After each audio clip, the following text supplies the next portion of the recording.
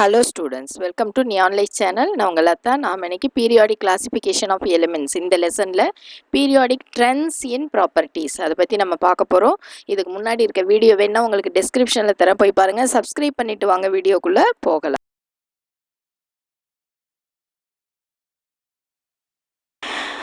Electronic கான்ஃபிகரேஷன்னா என்ன, அது எப்படி ஒரு பீரியாடிக் வேரியேஷனை கொடுக்குது அப்படிங்கிறத நம்ம பார்த்துருந்தோம் ஏற்கனவே.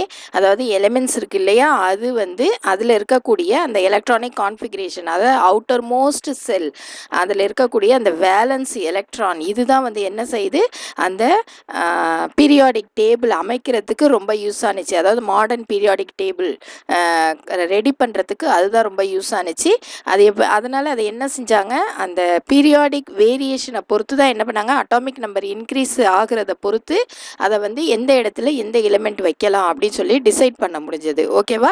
அப்போ இதே மாதிரியே பார்த்தீங்கன்னா பீரியாடிக் ட்ரெண்டும் என்ன செய்கிறாங்க அப்படின்னாக்கா, இந்த chemical and physical behaviour of எலிமெண்ட்ஸை அப்சர்வ் பண்ணுறதுக்கு நமக்கு ரொம்ப யூஸ் ஆகுது. ஓகேவா? Similarly a periodic trend is observed in physical and chemical behaviour of elements.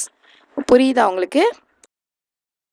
அப்போ பீரியாடிக் ட்ரெண்ட்ஸில் நம்ம எதை பற்றியெல்லாம் இப்போ பார்க்க போகிறோம் அப்படின்னு பார்த்தீங்கன்னா, atomic radius, ionic radius, ionisation enthalpy, electron gain enthalpy, electronegativity, இந்த ட்ரெண்ட்ஸ் பற்றி தான் நம்ம பார்க்க போகிறோம். இது எப்படி பீரியட்ஸில் எப்படி ஒரு எலிமெண்ட்டுக்கு இன்னொரு எலிமெண்ட் எப்படி மாறுது அப்படிங்கிறத நம்ம பார்க்க போகிறோம். ஓகேவா? அப்போ ஒரே குரூப் எலிமெண்ட்ஸுக்கு ஒரே மாதிரியாக இன்க்ரீஸ் ஆகும் இல்லை டிக்ரீஸ் ஆகும், அந்த ட்ரெண்டை தான் நம்ம என்ன செய்ய போகிறோம், பார்க்க போகிறோம். இப்போ இதில் நாம் இன்றைக்கி அட்டாமிக் ரேடியஸ் மட்டும்தான் நம்ம இன்றைக்கி பார்க்க போகிறோம். மற்றதெல்லாம் நெக்ஸ்ட் வீடியோவில் பார்க்கலாம். ஓகேவா? இப்போ அட்டாமிக் ரேடியஸ்னால் என்ன அப்படிங்கிறத பார்த்துட்டு அதுக்கப்புறமா அடுத்தடுத்து பார்க்கலாம். இப்போ அட்டாமிக் ரேடியஸ்னால் என்ன அப்படின்னு பார்த்தீங்கன்னா, ஒரு ஆட்டம் இருக்குதுன்னு வச்சுக்கோங்க, அதோட அட்டாமிக் ரேடியஸை எப்படி நம்ம டிஃபைன் பண்ணலாம். இப்போ கீழே பாருங்கள், ஒரு பிக்சர் இருக்கு இல்லையா, ஒரு ரவுண்டாக சர்க்கிள் இருக்கு இல்லையா, இதை நம்ம என்னன்னு சொல்கிறோம், ஒரு ஆட்டமாக நம்ம எடுத்துக்கிறோம். அப்போ சென்டர் பாயிண்ட் அப்படின்னு சொல்லி ஒன்று இருக்கும் இல்லையா, அந்த சென்டர் பாயிண்ட்டை நம்ம என்னவா எடுத்துக்கிறோம், இந்த இடத்துல நியூக்ளியஸ் இருக்குது அப்படின்னு சொல்லி நம்ம சொல்கிறோம். சென்டரில் என்ன இருக்குது, நியூக்ளியஸ் இருக்குது. அந்த நியூக்ளியஸ்லேருந்து லாஸ்ட் அதாவது அவுட்டர் மோஸ்பியர், அந்த கடைசியில் எலக்ட்ரான் கடைசி எலக்ட்ரான் போகும் இல்லையா. இப்போ ஒரு ஆட்டம் எடுத்துக்கிறோம், அதுக்கு அட்டாமிக் நம்பர் 11 வச்சுக்கோங்க, அதாவது சோடியம் அட்டாமிக் நம்பர் 11. அப்போ கடைசி அந்த 11வது எலக்ட்ரான் எங்கே போகும், அவுட்டர் மோஸ்ட் செல்லுக்கு போகும். அந்த அவுட்டர் மோஸ்ட் செல்லு வரைக்கும் இருக்கக்கூடிய அந்த டிஸ்டன்ஸை தான் நம்ம என்னன்னு சொல்கிறோம், அட்டாமிக் ரேடியஸ் அப்படின்னு நம்ம சொல்கிறோம். புரியுது அவங்களுக்கு? இந்த பிக்சரில் பார்த்தீங்கன்னா தெரியும், சென்டர் பாயிண்ட்லேருந்து அவுட்டர் மோஸ்ட் எலக்ட்ரானுக்கு உள்ள இருக்கக்கூடிய அந்த டிஸ்டன்ஸை தான் நம்ம என்னன்னு சொல்கிறோம், ஆர் அப்படின்னு நம்ம சொல்கிறோம். ஆருங்கிறது இந்த இடத்துல அட்டாமிக் ரேடியஸ். ஓகேவா? இங்கே நடுவில் நிறைய ஷெல் இருக்குதுன்னு அர்த்தம். அந்த கடைசியில் ஆரோ எங்கே முடியுதோ அங்கே தான் அவுட்டர் மோஸ்ட் செல் இருக்குதுன்னு அர்த்தம். அங்கே தான் கடைசி வேலன்ஸ் எலக்ட்ரான் இருக்குதுன்னு அர்த்தம். ஓகேவா? புரியுதா உங்களுக்கு? இப்போ பாருங்கள், atomic radius of an atom is defined as the distance between the centre of its nucleus. இதுதான் நியூக்ளியஸ். அந்த நியூக்ளியஸோ சென்டரில் இருக்கக்கூடிய அந்த நியூக்ளியஸ்லேருந்து அந்த outermost shell containing the valence electron. புரியுதா உங்களுக்கு? அட்டாமிக் ரேடியஸ் எப்படி டெஃபினிஷன் என்னங்கிறது, இதுதான் டெஃபினிஷன். அட்டாமிக் ரேடியஸோட டெஃபினிஷன் கேட்டால் இப்படி தான் நீங்கள் எழுதணும். ஓகேவா? இப்போது நம்ம ஒரு ஆட்டம் எடுத்துக்கிறோம், அதில் அவுட்டர் மோஸ்ட் செல்லு எங்கே இருக்குது அப்படின்னு சொல்லிட்டு ஒரு தனியாக இருக்கக்கூடிய ஒரு ஆட்டமுக்கு நம்ம டைரெக்டாக என்ன செய்ய முடியாது, மெஷர் பண்ண முடியாது. இது பாசிபிள் கிடையாது. ஏன்னா ஆட்டமே ரொம்ப சின்னது. இப்போ அதில் இருக்கக்கூடிய நீங்கள் அவுட்டர் மோஸ்ட் செல்லு வரைக்கும் நீங்கள் கால்குலேட் பண்ணுறது ரொம்ப கஷ்டம். அப்போ இது பாசிபிள் கிடையாது. அப்போ இதை எப்படி கால்குலேட் பண்ணலாம் அப்படிங்கிறத நம்ம பார்க்கணும். அதாவது நோபல் கேஸை இதில் கணக்கில் எடுத்துக்க வேண்டியதில்லை. ஏன்னா நோபல் கேஸ் பார்த்திங்கன்னா அது நான் ரியாக்டிவ். ஓகேவா? அதோட ரியாக்டிவிட்டி ரொம்ப கம்மியாக இருக்கும். அதனால் அதை நம்ம கணக்கை எடுத்துக்க தேவையில்லை.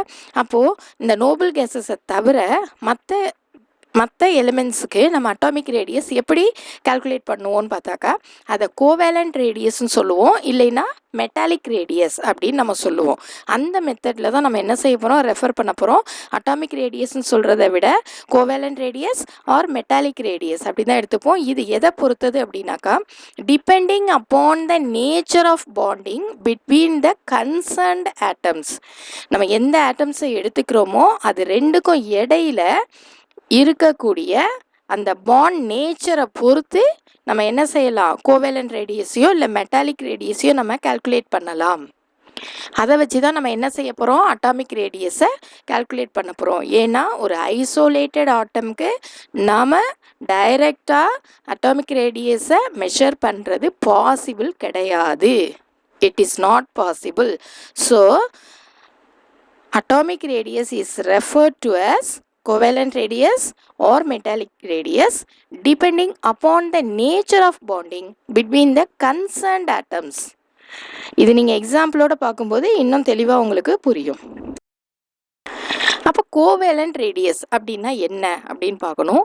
It is one of the internuclear distance between two identical atoms linked together by a single covalent bond. ரெண்டு ஐடென்டிக்கல் ஆட்டம், இப்போ குளோரின் எடுத்தால் ClCl, ஒரே மாதிரியான டூ ஐடென்டிக்கல் ஆட்டம். அந்த ஆட்டம் வந்து ஒன்னோட ஒன்று சிங்கிள் கோவேலண்ட் பாண்டால் லிங்க் ஆகி இருக்கும்போது, சிங்கிள் கோவேலண்ட் பாண்ட், கோவேலண்ட் பாண்ட்னா என்ன, எலக்ட்ரான் ஷேரிங் நடந்திருக்கும் அங்கே, அந்த மூலமாக பாண்டிங் கிடச்சிருக்கும். இப்போ சாதாரணமாக ஒரு சாக்லேட் இருக்குது, நீ ஒரு சாக்லேட் கொடு, நான் ஒரு சாக்லேட் கொடுக்குறேன், நம்ம ரெண்டு பேரும் ஃப்ரெண்ட் ஆகிக்கலாம் அப்படின்னு சொல்லி ஒரு பாண்டிங் கிடைக்குது இல்லையா, ஃப்ரெண்டுங்கிற பாண்டு. அதை தான் நம்ம என்ன சொல்கிறோம், கோவேலண்ட் பாண்ட். அதாவது நீ ஒரு எலக்ட்ரானை கொடு, நான் ஒரு எலக்ட்ரானை கொடுக்குறேன், நம்ம ரெண்டு பேரும் பாண்டிங்கில் இருக்கலாம் அப்படின்னு சொல்கிறதுக்கு பேர் தான் கோவேலண்ட் பாண்ட். அப்போ சிங்கிள் கோவேலண்ட் பாண்ட்னா ஒரு எலக்ட்ரான் கொடுத்து, இது இந்த எலிமெண்ட் ஒரு எலக்ட்ரானை கொடுத்து ரெண்டும் என்ன பண்ணியிருக்கோம், ஜாயின் ஆகிருக்கும். ஓகேவா? அந்த மாதிரி டூ ஐடென்டிக்கல் ஆட்டம்ஸ் கோவேலண்ட் பாண்டால் லிங்க் ஆகி இருந்துச்சுன்னா அதுக்கு இடையில இருக்கக்கூடிய இந்த ஆட்டமோட நியூக்ளியஸுக்கும் இந்த ஆட்டமோட நியூக்ளியஸுக்கும் இன்டர் நியூக்ளியர் டிஸ்டன்ஸ், இந்த நியூக்ளியஸுக்கும் அந்த நியூக்ளியஸுக்கும் இருக்கக்கூடிய அந்த டிஸ்டன்ஸில் ஹாஃப், ஒன் ஆஃப்னா என்ன, ஹாஃப், அதில் இருக்கக்கூடிய அந்த டிஸ்டன்ஸில் பாதியை தான் நம்ம என்னன்னு சொல்கிறோம், கோவேலண்ட் ரேடியஸ் அப்படின்னு நம்ம சொல்கிறோம். புரியுதா உங்களுக்கு? ரெண்டு ஆட்டம் எடுத்துக்கிறோம், அது ரெண்டும் சிங்கிள் கோவேலண்ட் பாண்டால் லிங்க் ஆகி இருக்கணும். லிங்க் ஆகி இருந்தால் இந்த நியூக்ளியஸ்லேருந்து அந்த நியூக்ளியஸ் இருக்கக்கூடிய அந்த டிஸ்டன்ஸை கால்குலேட் பண்ணுறோம். அதில் பாதி தான் என்னது, கோவேலண்ட் ரேடியஸ். புரியுதா? அப்போ இந்த இன்டர் நியூக்ளியர் டிஸ்டன்ஸை நம்ம எப்படி கால்குலேட் பண்ணலாம்? ரெண்டு ஆட்டம் எடுத்து வச்சுக்கிட்டு நடுவில் நம்ம ஸ்கேலை வச்சு வரைய முடியுமா? முடியாது. அப்போ இதை எப்படி டிஃப்ரென்ஷியேட் எப்படி வந்து இதை கால்குலேட் பண்ணலாம், எப்படி டிட்டர்மைன் பண்ணலாம் அப்படின்னு பார்த்தீங்கன்னா எக்ஸ்ரே டிஃப்ராக்ஷனை வச்சு நம்ம என்ன பண்ணலாம், டிட்டர்மைன் பண்ணலாம். என்ன செய்யலாம், எக்ஸ்ரே டிஃப்ராக்ஷன் மெத்தட் மூலமாக இதை என்ன செய்யலாம், டிட்டர்மைன் பண்ணலாம். இப்போ பாருங்கள், இந்த பிக்சரை பார்த்தீங்கன்னா உங்களுக்கு தெரியும், ரெண்டு ஐடென்டிக்கல் ஆட்டம் நம்ம எடுத்துக்கிட்டு அதில் இன்டர் நியூக்ளியஸ், இந்த ஆட்டமுக்கு சென்டர் பாயிண்ட், அந்த ஆட்டமுக்கு சென்டர் பாயிண்ட் ரெண்டையும் நம்ம ஜாயின் பண்ணோம் அப்படின்னா அதை தான் நம்ம என்னன்னு சொல்கிறோம், இன்டர் நியூக்ளியர் டிஸ்டன்ஸ், டின்னு போட்டிருக்கு இல்லையா, இன்டர் நியூக்ளியர் டிஸ்டன்ஸ். அதில் பாதியை தான் நம்ம என்னன்னு சொல்கிறோம், ஆர். என்ன ஆர்னா என்ன, இந்த இடத்துல கோவேலண்ட் ரேடியஸ். புரியுதா உங்களுக்கு? டிங்கிறது இன்டர்நியூக்ளியர் டிஸ்டன்ஸ், ஆருங்கிறது இந்த இடத்துல covalent radius. The experimental internuclear distance in chlorine molecule is 1.98 angstrom. அதாவது குளோரின் மாலிக்யூலை நம்ம எடுத்துக்கிறோம், அது ரெண்டுக்கும் இடையில இருக்கிற இன்டர் நியூக்ளியர் டிஸ்டன்ஸை நம்ம என்ன பண்ணுறோம், கால்குலேட் பண்ணுறோம். அது என்னவா இருக்குது, 1.98 ஆங்ஸ்ட்ராமாக இருக்குது அப்படின்னு சொல்லியிருக்காங்க. ஓகேவா? இப்போ குளோரின் அப்படிங்கிறது ஒரு குளோரின் ஆட்டம், இன்னொரு குளோரின் ஆட்டம், ரெண்டும் அப்போ ஐடென்டிக்கல் ஆட்டம்ஸ், ரெண்டும் ஜாயின் ஆகுது. எப்படி ஜாயின் ஆகுது, சிங்கிள் கோவேலண்ட் பாண்டால் ஜாயின் ஆகுது. அந்த மாதிரி ஜாயின் ஆகும்போது ரெண்டுக்கும் இடையில இருக்கக்கூடிய நியூக்ளியர் டிஸ்டன்ஸ் டியை வந்து கால்குலேட் பண்ணுறாங்க. கால்குலேட் பண்ணி இது ஃபுல்லாக வந்து பார்த்தீங்கன்னாக்கா கோவேலண்ட் டயாமீட்டர் சொல்லுவாங்க.